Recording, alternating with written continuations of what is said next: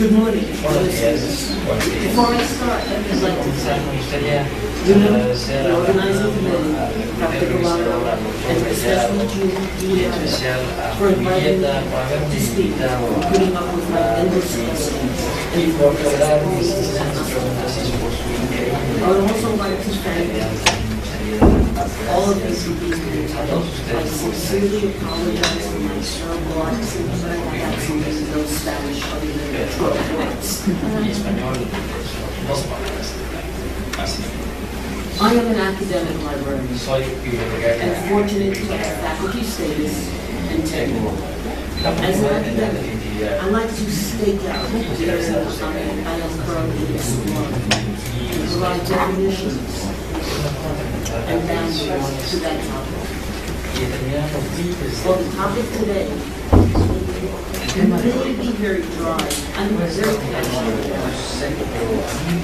I believe that the survival of academic life is what is at stake. That is what we are all talking about. How will we survive in the information access network world where nobody knows where the information is coming from? Well, corporate libraries with canaries in the mine, that's an illusion. Miners only underground for ventilation, and they brought canaries with them because the canaries would die of carbon monoxide before the miners did. If the canary died, they would leave. Corporate librarians with canaries, academics are next. If we don't learn from what is happening there, we too will not survive. We cannot stand on the platform that the university cannot have a library. Plus, after all, isn't it all free and out there on Google?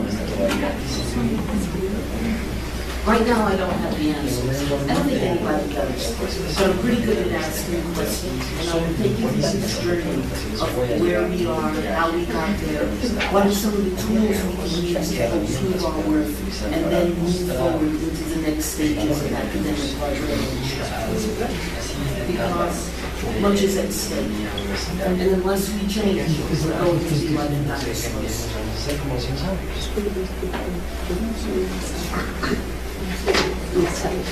It's quantitative sector of the economy. What is it?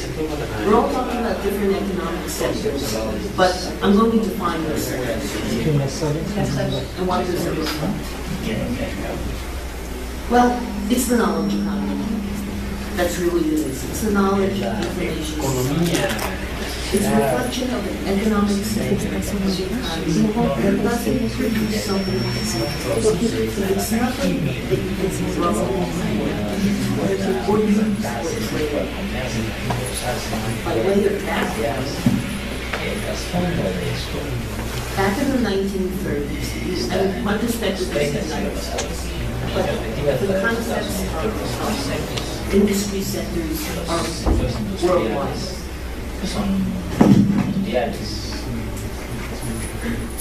Industry codes were originally adopted to reflect a different world.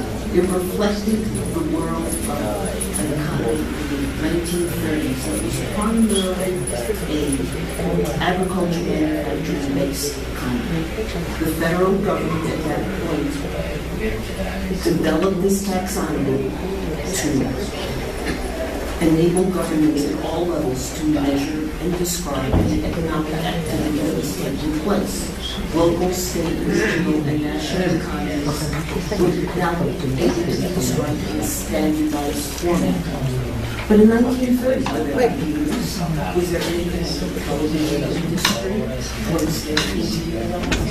None of these things existed. And the tables and structure of the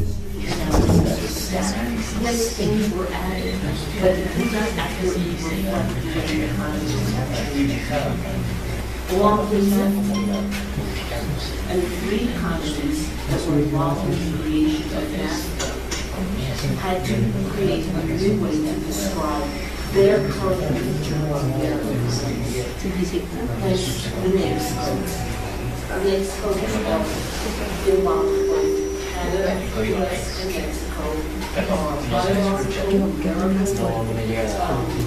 taxonomy, and as it becomes specific country the specific numbers of books in books.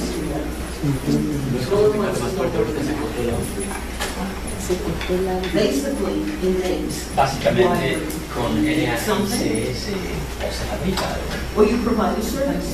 If you're investing something, it's going to be agriculture, which is primary, and then there's the construction of manufacturing, and that's secondary. So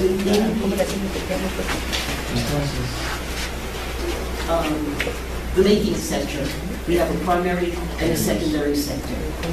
Within the service, they're not just going to leave group the services. Economists are now going to slice and dice and divide and subdivide. So they've come up with two major subdivisions within the secondary sector, and those are the tertiary sector, which is now identified as commerce, transportation, provision of utilities, wholesale and retail trade.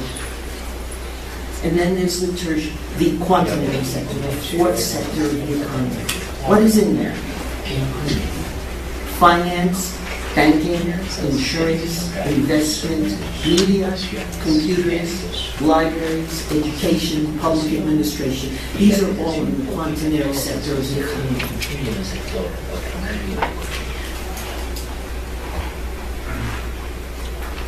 The conclusion, the drawaway from all of this, is that this sector of the economy is extensive, growing in importance, and requires a highly educated population to function. You cannot have people working in banking and finance, in investment, in insurance, public administration, who do not have an education. It doesn't work.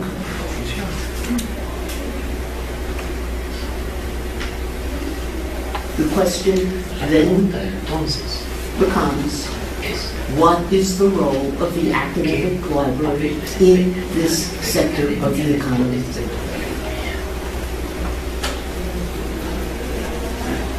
One of the first things I learned in my first class in library school is that every library supports the mission of its parent or funding institution.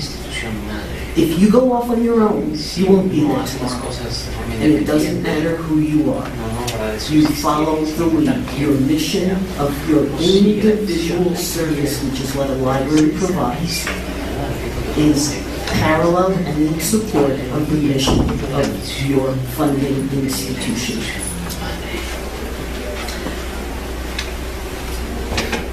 Who's the funding institution in an academic environment? In the U.S., it's the university. Outside the U.S., I know that many libraries are funded by different faculties. And that's a totally different funding model. But whatever the model is, you align yourself with their mission. Universities meet the needs of their stakeholders. And who are their stakeholders? Their students, the faculty, and the administration. Those are the three primary stakeholders. Yes, there's alumni. Yes, there are other groups involved in this. But when you pare it down to basics, you have your students, you have your faculty, and you have your administration. That's who the library must support. And where does the library fit into all this? As my very close friend and colleague, Anne Grafstein, has very successfully argued, a student who is information literate in agriculture, biology, geology, is not necessarily information literate in the fields of philosophy, literature, art history. Why? All of these various disciplines do not speak the same language. It is the function of the academic librarian to transfer this discipline-specific knowledge to their students and to make them aware of it, and also to make them aware that just because they know one thing, they don't know everything. I find as I go through my career in libraries, I know less and less every day. What I thought I knew doesn't really hold true, because I watch what's happening and I see I know less, but I want to observe and try to learn and change to meet the changing environment. But information literacy is not the sole realm of an academic library. It is the responsibility of every subject, discipline-specific faculty to incorporate it into their curriculum. If it resides in the library, the mission of information literacy and creating an information-independent workforce will fail. If only librarians speak to this, it will not go anywhere.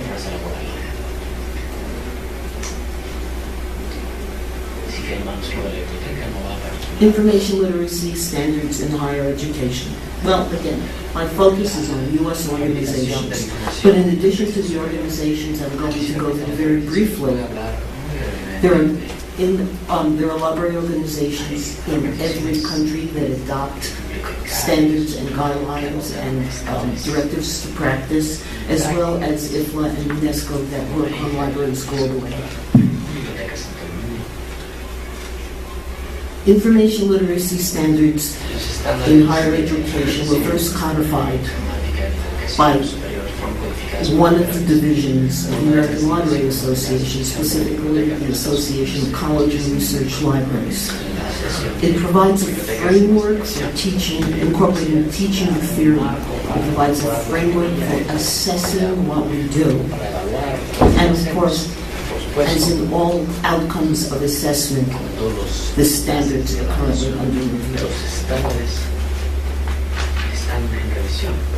What are these standards? They address the development of lifelong learners as central to the mission of higher education and central to the support of a vibrant, growing, dynamic, ever-changing economy. Information literacy is the key component to lifelong learning. It will enable researchers and workers, regardless of their disciplines, to forge ahead and grow as professionals and to then deliver their information to their end users. It constructs a framework of how to learn, and it enables students to continually grow in their careers, to be informed citizens, because without an informed citizenry, there can be no democracy. It's the importance of learning beyond a formal classroom setting.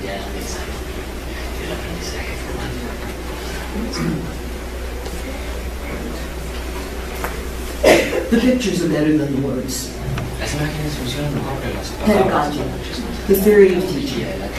You go into a classroom, you have that an idea of how you're going to do it. But when you get there, you do it differently because there's the practice of teaching. And then you assess. Well, what are you assessing?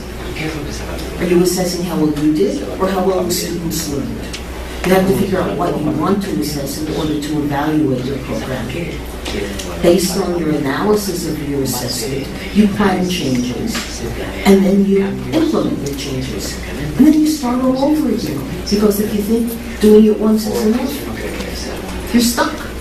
You've just moved ahead one step. The idea is to continually grow. It's not good enough to put up an OPAC. What's good is to make the content discoverable. It's not good enough to just use the subject headings that we have provided by the Library of Congress. And some of the older ones have different subject headings. Why don't we update all the subject headings every time there are updates to it? And disciplines change and are modified. Why are things so static in the Canada? And why does Google and Amazon do it so much better than we do? Can't we learn from what they do and apply it to practice so that we will look at what they have done, we will take their practices and incorporate it into our practices. It aggravates me beyond belief that I look at an OPAC record and it looks the same as that typed record when it was in a card drawer. Right now, I'd like to say a couple of very quick words about Special Library Association. I've been a member for practically 20 years, and I realize what I'm going to say about them is very controversial. Basically, I believe that the organization that is theoretically supporting corporate, special, academic, medical, legal, formal libraries has failed their membership. The organization has continually looking at itself, yet it never changes. There are no current guidelines to practice. They're currently under review, but they always seem to be under review. The last set of guidelines was done back in the early 2000s, which the world has changed so dramatically from that point out. The guidelines are not representative. The organization is rooted in the schism that occurred in 1909 within ALA. They're special. They do provide specialized services, but every library has a common core of services that they do provide, and SLA does not address that in any shape or context. However, the exceptions here are in the legal, medical, and pharmaceutical areas where their associations, outside associations, demand standards and guidelines, and those divisions of SLA have incorporated them into practice. Membership is declining precipitously. The number of corporate libraries is declining precipitously. Attendance at the annual international conference is precipitously. The implication of all of this is that without a critical mass of membership, no organization can have an impact on anything. Yet, despite this decline that's going on for well over 20 years at this point, the organization remains unchanged and continues in its entrenched fundamental belief that every library is special and different and cannot be compared. However, there are academic assessments that come out of both the American Library Association and the Association of Research Libraries. RUSA, the Reference and User Services Division of ALA, provides all librarians, regardless of the type of library they serve in, with definitions and guidelines to standardize practice in core areas of collection development, electronic services, interlibrary loans, and reference.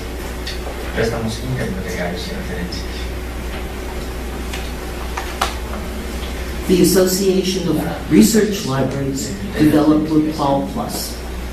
LibQual is based on a customer service satisfaction gap survey developed at the University of at Texas Agriculture and Mechanical University, Texas A&M. It provides a methodology to library. So ServiceQual provided and created a methodology for service organizations in which they will look at their customers' expectations for service and then look at the customers' perceptions of how the service was delivered. And they look at the gap between these things. It's a very standardized methodology at this point that has been adopted by the Association for Research Libraries, made relevant to academic institutions, and is now labeled LibQual.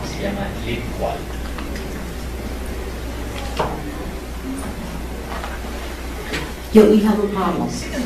This is just looking at libraries as certain aspects of libraries. It's applying metrics that we haven't had before.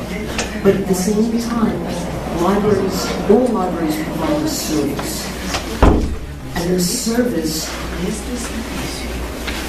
requires a narrative. So if you combine a form of assessment that uses both metrics, quantitative data, and assessment in a narrative as qualitative data, then you can tell your story. And not only can you tell your story, you can tell your story in the language of your upper administration, the people who are funding you, because they learned this language in business school, in doing their doctoral theses, in doing their statistical analysis. Now you have the same language that you can talk to them in. If you don't talk to them, you say, well, I've done really good. I help people, I provide services, I deliver services. That doesn't mean anything to them. But if you can show that I'm meeting my customers' expectations and I'm providing services and support things in a narrative that makes sense, that you've aligned your mission with their mission, and you work it that way, that is a more successful and a more business-like approach in the assessment of library services.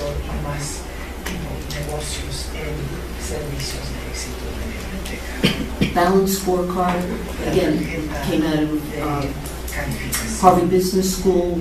Lots of, it was first introduced in the Harvard Business Review, and basically you're taking a service and aligning your service organization with your funding organization's plan. You're combining performance and service measures, and you're saying how you complement, supplement, and help move the institution forward in meeting its mission. Who does the same things I do, and who does it better than I do? Or how do they do it differently?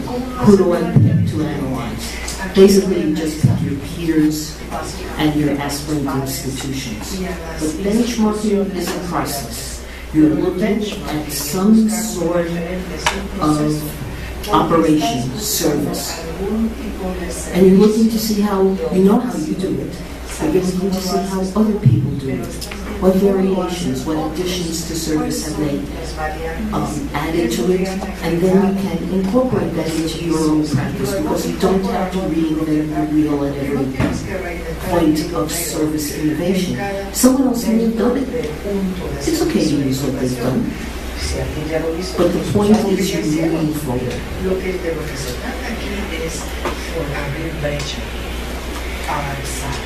Benchmarking gives you a rationale for change. You're not doing it because I think it will work. You're doing it because someone else has made it work and I'm going to implement the same thing here. Conclusions or takeaways? This sector of the economy is growing. Its growth requires an educated, informed, literate workforce, and is that the goal of higher education and the academic library?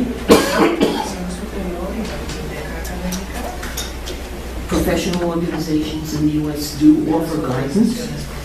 Benchmarking and best practices allow institutions to chart their own future rather than being told they have no future. And again, every library must support the mission of its funding parent institution. So, thank you for listening today. It's been a pleasure. I hope you enjoyed it.